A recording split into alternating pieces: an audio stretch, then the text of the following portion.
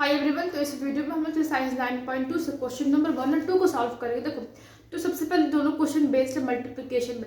Algebra का multiplication कैसे होता है तुमको वो चीज़ आना चाहिए। देखो, एक सेपरेट वीडियो में हम बतला लेकिन फिर भी समझो। देखो, मल्टीप्लिकेशन सबसे पहले तुम एक चीज़ समझो, पावर क्या होता है, बेस क्या होता है। पावर जैसे कि यहाँ पे a लिखा हुआ है, यहाँ पे b लिखा हुआ है, तो इसके ऊपर जैसे कि यहाँ पे 2 है, यहाँ पे 3 है, तो ये जो नंबरिंग ऊपर में जो नंबर दिया हुआ रहता है वो तुम्हारा पावर कहला जाता है। ठीक है, अब जिस पे ये नंबर दिए हुए जैसे कि a और b पे ये नंबर दिए हुए, तो नंबर क्या हो गया तुम्हारा, बेस हो गया। एक मतलब कि किसी चीज़ पे कोई चीज़ है, जैसे कि ज़मीन पे मेरा ट्राइपॉड रखा हुआ है, तो ये ज़मीन क्या होगा, ट्राइपॉड का बेस हो जाएगा। तो फिर ये a और b क्या हो गया, बेस हो गया। ठीक है, तो ये हमारा बेस हो गया। अब कहता है कि मल्टीप्लिकेशन कैसे होता है। देखो, जैसे कि यहाँ पे नंबर है 7 है 4 है, नंबर क्या है 7 है 4 है, और एक a है और b है। तो सबसे पहले क्या करोगे, जो नंबर दिए हुए, नॉर्मल मल्टीप्लिकेशन हम लोग को आता है, नंबर दिए हुए 7 और 4, तो हम लोग क्या करेंगे, पहले जो नंबर है उसको मल्टीप्लाई कर लेंगे। तो कितना आएगा, मल्टीप्लाई करेंगे 7 × 4 28। ठीक है, ये हमारा फर्स्ट स्टेप कंप्लीट हो गया। अब सेकंड स्टेप हमारा ये आता है कि जैसे कि वेरिएबल्स क्या है, जो अल्फ़ाबेटिकल जो लिखा हुआ रहता है, अल्फ़ाबेट मैथ्स में हम लोग वेरिएबल्स कहते हैं। तो वेरिएबल क्या है, a और b।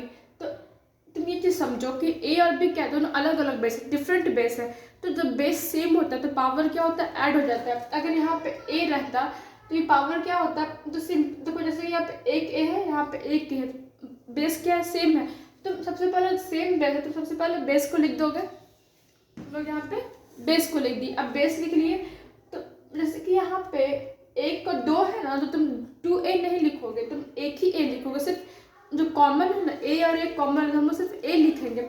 अब यहाँ पे जो पावर है, पावर तुम्हारा ऐड हो जाएगा 5। तो रूल ये कहता है ना, अगर बेस सेम है तो पावर ऐड कर दोगे। रूल क्या कहता है, बेस सेम है तो तुम पावर को ऐड कर दोगे। ठीक है, अब यहाँ पे देखते हैं कि पहले में b था, तो अब क्या है 28। अब बेस दोनों के क्या सेम है, दोनों का बेस सेम है, तो बेस सेम नहीं है तो क्या करो, इंडिविजुअल जैसे कि a टू द पावर 2 है तुम वो लिख दो पहले। अब b टू द पावर 3 है तुम वो लिख दोगे। मतलब कि यहाँ पे कोई रूल अप्लाई नहीं हो, जैसे है बस नंबर को मल्टीप्लाई करके तुम जैसे का तैसे लिख दो। तो हम लोग वैसा ही लिख दिए। अब हम लोग सॉल्यूशन पे आते हैं, समझ गए कैसे मल्टीप्लिकेशन होता है। अब सॉल्यूशन पे आते हैं।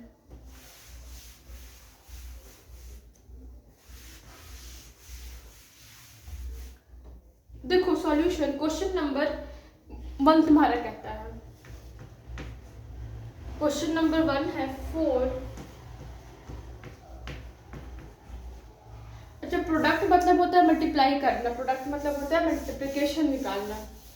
तो कहता है 4 × 7, इसका हम लोग मल्टीप्लिकेशन निकालना। तुमको सबसे पहले क्या कहते हैं कि जो नंबर को नंबर से मल्टीप्लाई करो, 7 × 4 28। अब देखो यहाँ पर इसके 4 के साथ कोई वेरिएबल है, कुछ नहीं है, सिर्फ 7 के साथ एक वेरिएबल है, तो जो जैसे लिखा हो वैसे लिख दो। फिर क्वेश्चन नंबर 2 पे आते हैं, इसका -4 × 7p। अच्छा सॉरी, -4p × 7p। तुमको रूल क्या बताएं, सबसे पहले जो नंबर है उसको एक दूसरे से मल्टीप्लाई कर दो, नंबर को एक दूसरे से मल्टीप्लाई कर दो। अच्छा, हम नंबर मल्टीप्लाई कर रहे हैं तो देख रहे हैं कि 4 जो है माइनस के साथ है, अब 7 के साथ क्या है, प्लस का साइन है, क्योंकि किसी के साथ अगर कोई साइन तुम्हारे पास नहीं दिए हुए है तुम क्या समझोगे कि पॉजिटिव है। तो प्लस माइनस क्या होता है, प्लस माइनस तुम्हारा माइनस होता है, तो माइनस हो गया। ठीक है, अब हमारा सेकंड रूल पे हम लोग आते हैं। देखो, 4 के साथ कौन सा लगा हुआ है, p है, तो p का पावर कुछ दिख रहा है, तुमको दिख रहा है कि आपको कुछ पावर लिखा हुआ नहीं। जब कुछ नहीं लिखा हो दिखे तो समझना कि 1 है, 1 है, इस पे भी 1 है। दोनों का बेस क्या होगा, दोनों का बेस क्या है, सेम है, तो क्या हम बताएं कि पावर ऐड हो जाएगा। लेकिन जो सेम बेस है सबसे पहले वो लिख लेंगे, आंसर में लिख लिए, तो पावर क्या होगा, ऐड हो जाएगा। तो पावर कितना हो गया, 2, 1 + 1 2, ये तुम्हारा आंसर हुआ। अब क्वेश्चन नंबर 3 पे आते हैं। क्वेश्चन नंबर 3 कहता है -4p × 7p³। ठीक है, देखो सबसे पहले क्या करेंगे, नंबर को नंबर से मल्टीप्लाई करेंगे तो क्या होगा 28, लेकिन -4 है तो माइनस होगा, ठीक है। अब देखो एक चीज समझो कि यहाँ पे इसमें p है, इसमें p है, तो देख लेते हैं कि इसका एक बेस सेम है, इसका एक बेस सेम है, तो क्या करेंगे हम लोग, सबसे पहले जो कॉमन बेस है उसको लिख लेते हैं, यहाँ पे लिख लिए।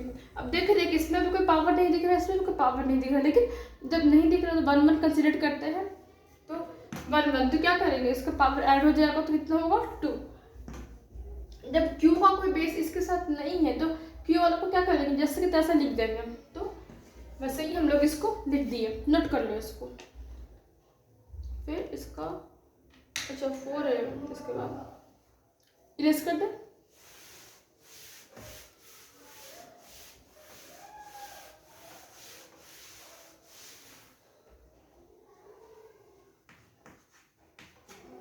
क्वेश्चन नंबर देखो 4PQ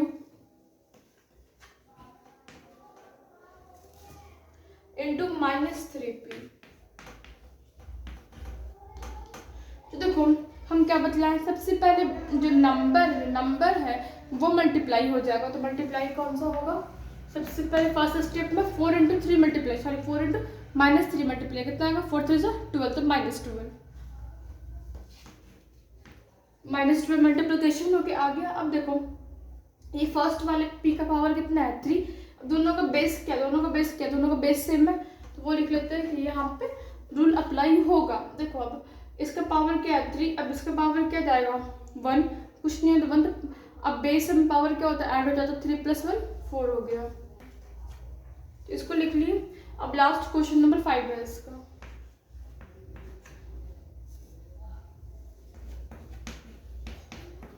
तो 0 इसको से मल्टीप्लाई तो 0 ही हो जाता है, तो उसको करना ही नहीं है। अब find the area of the rectangle with the following pairs of monomials as their length and breadth.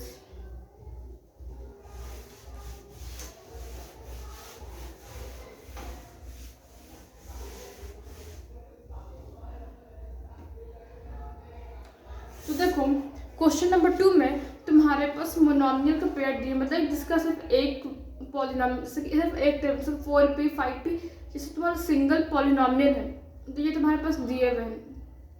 तो फिर तुमको कहता है कि तुम रेक्टेंगल का एरिया निकालो, तुम एरिया कैसे निकालोगे, लेंथ इंटू ब्रेथ से मल्टीप्लाई करने के बाद तुम्हारा एरिया निकल जाए। तो बेसिकली तुमको क्या करना है, तुमको मल्टीप्लिकेशन करना है अलजेब्रा का। देखो क्वेश्चन नंबर 1 है 4p, सॉरी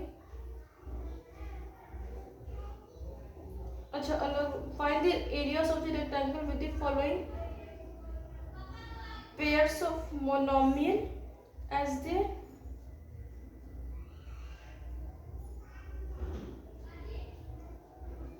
एक मिनट।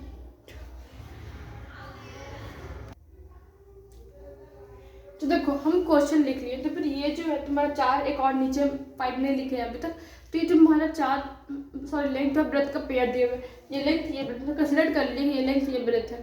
तुमको एरिया निकालना, एरिया कैसे निकालोगे, सिंपली मल्टीप्लिकेशन से, क्योंकि लेंथ इंटू ब्रेथ का जो रिजल्ट आता है वो तुम्हारा एरिया होता है, ठीक है।